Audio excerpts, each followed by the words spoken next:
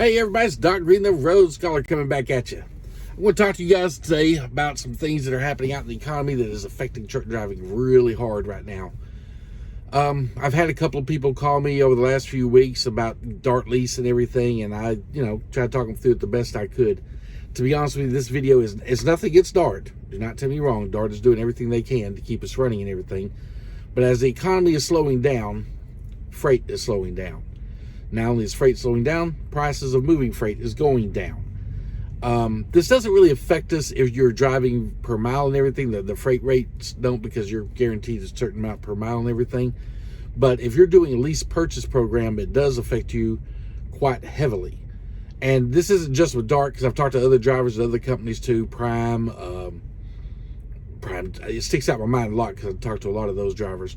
Prime, and there's some other companies out here that just aren't coming to mind right now that do lease purchase programs. Here's the situation and why I recommend no one getting into a lease purchase program at this time. Freight is slowing down out here in a serious manner. For instance, I've been parked now for almost 24 hours.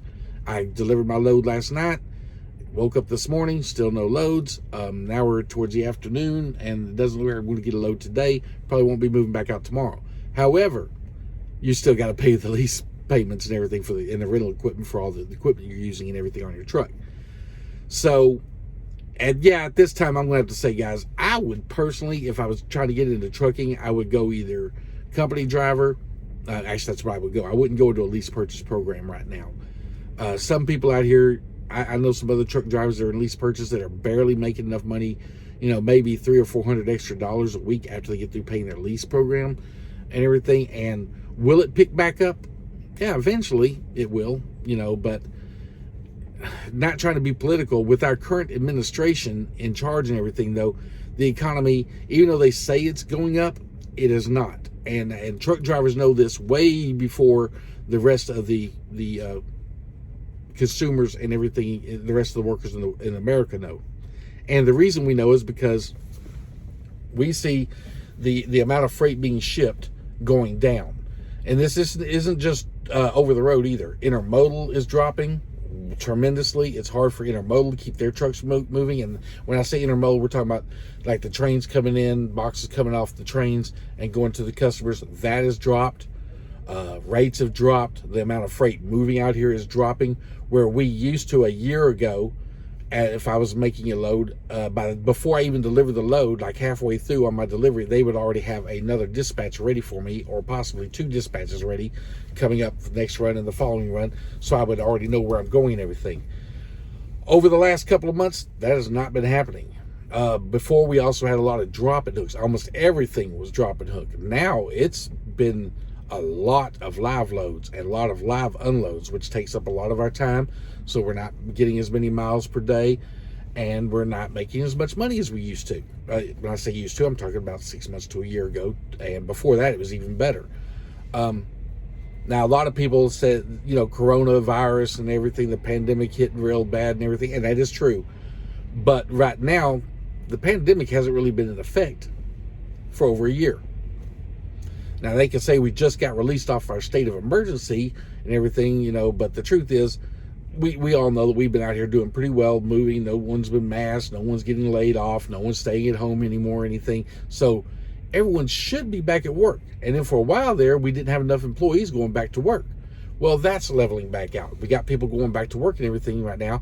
The problem is, because the administration, the government, the world economy, not just American economy, the world economy is down so bad right now that no one is going out here buying luxury items. They're buying necessities. And even the price of necessities, such as food, like eggs, meat, and all that, as we all know, have been going way up. There's really no explanation for it that I can see. They say, well, chickens stop laying eggs. And that's hard for me to believe, but I guess, I don't know why chickens were affected by the pandemic and just got scared and quit laying eggs, but that's what they say is happening. Whatever it is, consumers are not buying as much. They're not spending as much. So everything is slowing down. Warehouses are full of products they cannot move. That's a big problem with intermodal right now. They can't get containers back into the rails to go back out to get any more products because The containers are staying full at warehouses because the warehouses are completely full from, floor to ceiling of products that no one is buying. So then the containers get stuck on the yard, and these companies are having to pay rent on those containers after they've been there so long. But they say it's worth it because, not really worth it, but they can't do anything else. They can't move the freight because no one's buying it. In turn, that slows us down. Because no one's buying it, we're not shipping as much. And what they are shipping now are coming as last minute orders and stuff, so they're doing a lot of live loads. So my advice right now, if you're looking at getting into trucking, first, would not do it in any direction, company driver, anything else. We just don't need any more drivers out here right now. We're over flooded with drivers. And again, I blame that on the current administration, because a year and a half ago, when things were slow with the ports and they couldn't get the ports moving right, had nothing to do with not being enough drivers, but they kept telling everyone in America on the news and everything they had a lack of drivers. There wasn't enough truck drivers. We already showed on the past videos that was complete lie, bull, nonsense. We always had enough drivers. The problem was with the dock workers, and the problem really wasn't with them. The problem was with the government trying to move the docks to 24 hours, and it gets into a whole big mess. But anyway, it all boils down to where it was the administration. The dock unions, which a lot of people, including myself, tried to blame it on, found out it wasn't the dock unions. The dock unions had people stacked up, waiting in waiting areas to go to work on a 24-hour around-the-clock thing that never happened. Even when it did happen, they only moved out short, little bit at a time. It wasn't like they sent everybody out and started unloading these shipping containers and get freight moving. They for some reason, there was a communication breakdown, or whatever the reason, it did not happen. But in the meantime, Joe Biden and his administration kept saying we need more truck drivers. So now more and more people start getting into truck driving, a lot more. And the problem is now we got so many truck drivers, no freight moving, so a lot of them are stuck. If you're a lease purchase driver and you did not heed to some of my warnings, or other drivers out here that was saying, do not get into a lease purchase program until you have at least, I said at least 5,000. I recommended 10,000 in the bank to make it through times like this. Then you should not get into a lease purchase program. A lot of drivers did anyway. They'd seen the money was real good at that time. Those of us that have been out here for 15, 20 years, 20 plus years, such as myself, kept warning them it was going to crash. This whole system was not going to hold steady. We've seen it. Those of us that had experience and been through this before knew what was coming, and we tried to warn people. They didn't listen. A lot of them probably didn't even see our videos and everything because they were watching the news and got caught up in that instead of doing their research and going to YouTube and listening to truck drivers explain to them why it wasn't that bad. They all went out and got their CDLs, got loans, student loans and everything else, and grants and everything to go get their CDLs, got their CDLs, come out here and realize they weren't making the money that they should have been making, that they were told they were going to make. It just didn't occur. So like I said, some drivers out here barely making their lease payments and making maybe $200 or $300 a week, some not even making that much. A lot of them lost their trucks. Not only did they lose their trucks, but they spent so much time trying to keep their trucks that they skipped other bills. So they got bad credit card debt. They ended up losing, I've known a couple of guys, more than a couple, quite a few, they ended up losing their homes because they weren't able to make their mortgage payments because they were promised one thing and it didn't happen. They listened to the government tell them how great the money was, and it wasn't, and they lost their homes. And you can go on the internet and see this. Don't have to take my word for it. You can go on the internet and look up a lot of YouTube drivers that were talking about how they were going to have to turn their trucks back in. A lot of them fell behind because of maintenance issues. They couldn't pay off the maintenance because they weren't getting the runs that were paying enough. Some of them tried to stick with getting paid per run, and they did this thing where a lot of companies let you pick your own loads. Well, when the spot freight started dropping in rates, they weren't making as much as they were when they first came in. They didn't budget correctly. They didn't have money going into savings. They didn't save up enough money to start in the first place, and they're losing their trucks, and they're losing their personal cars, and they're losing their homes, and they're losing their apartments. And not only that, but then you got the problem if you lose your apartment because you couldn't pay rent, it's hard for you to get an apartment anywhere else. And so you got to rebuild all your credit and everything, which is things I tried to warn people about. I tried to help others out with, and I tried to work with people about. Right now, at this point, my suggestion is, and here's the bad part, I want you to realize this. If I get you to go get a lease program and you join and you do the lease program and you put my name down, I could get a bonus, or what they call referral or whatever, referral fee or whatever. So I could be cutting myself out of, however much money they're paying for that, which, you can go on Dart and figure out that. I'm telling you, I don't lie to truck drivers. I'm not going to lie to you so that I can get some check in my pocket, or so that I can feel good and pay my bills by suckering you into something that is not going to pay you the way it is. Which is why my recommendation right now at this particular time is do not get into truck driving. The economy is going further and further in the hole. I don't care what they're telling you at the White House briefings and everything. We see it first. You would think the economists would see it and everything. If they are, they're not telling you the truth. Because if we're not moving freight, that means no one's buying it. And if no one's buying it, then you're going to be sitting still in your truck days out here. Even if you're a company driver, if there's no freight moving, you're going to be away from home, sitting in your truck. Your bills at home are still going to be mounting up, and you're not making any money because you're not moving because there's no freight to move. Simple as that.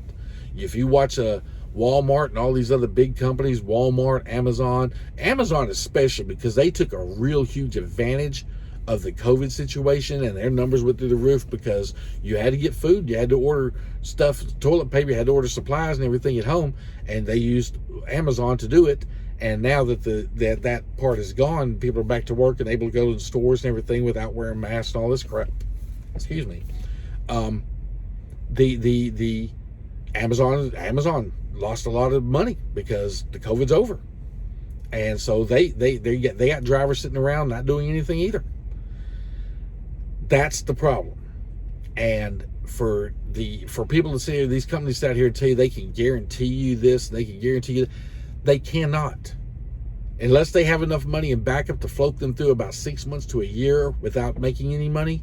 Because, for instance, Dart, I know from talking to some of the people at Dart that they are actually losing money by trying to keep us working. Dart is taking freight and having to make up the difference because of what they have to pay the drivers, that where they are taking freight cheaper than what they're paying out. So Dart is actually, but some of these bigger companies have that kind of money where they can do that. These other companies, the small companies, start up and they're promising all this big money and you'll make guaranteed this and guaranteed that. They can't support it. Even Landstar, some of these big companies that went out of business, some of the biggest companies in America that went out of business, J.B. Hunt has cut back on their freight. They've went to a whole different type of model of freight movement and everything. So even the big companies are having problems. So these small companies that are promising you this and promising you that and everything, it's not that they're lying. They don't have the experience to get through these economies. Some of these companies will start off with truck drivers that worked a couple of years and some dispatchers and everything that worked a few years in the industry when it was booming, and they ran the numbers off those booming numbers. Well, those numbers aren't booming anymore. So when they're promising you all this and all that and how often you'll be home and we got plenty of freight and everything, it's just not true. There's just not enough freight. And if you go by truck stops during the day and you see a lot of trucks in those truck stops, and I'm telling you, if you're looking to get in trucking, you might need to do this. During the day, there shouldn't be that many trucks in a truck stop. They should be out running. So if the truck stop parking lots are full during the day, then it doesn't take common sense to realize these truck drivers would be driving if they could. The freight's not there.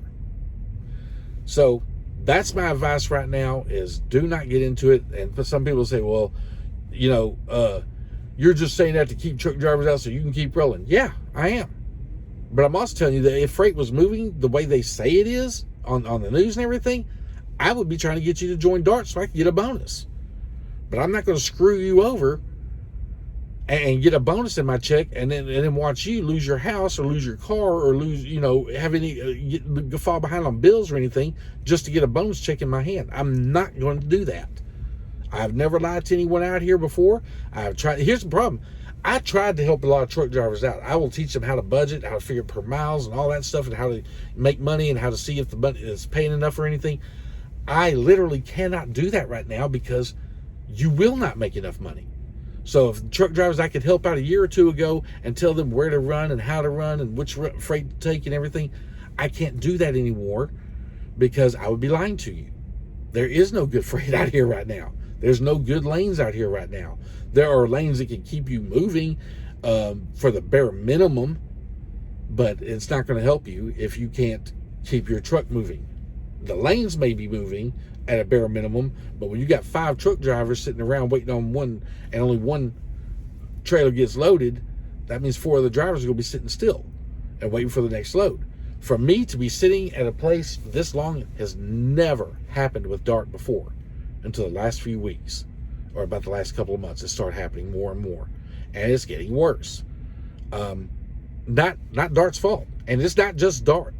If you look at any of these big companies, J.R. Schugel, Werner, they got trucks sitting around all over the place. U.S. Express has always been screwed up, but they are hurting even worse right now.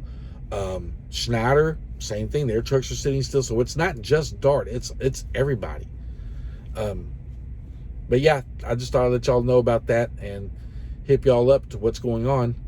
And that's why I would suggest not getting into trucking. And if you are getting into trucking, go company. Don't go lease right now, because you will be mad, and you will try to blame the recruiters, and you will try to blame everybody else, when the only people that need to be blamed are the administration for lying to you and telling you that we need truck drivers, and we don't. So that's it for this one. Y'all have a good one.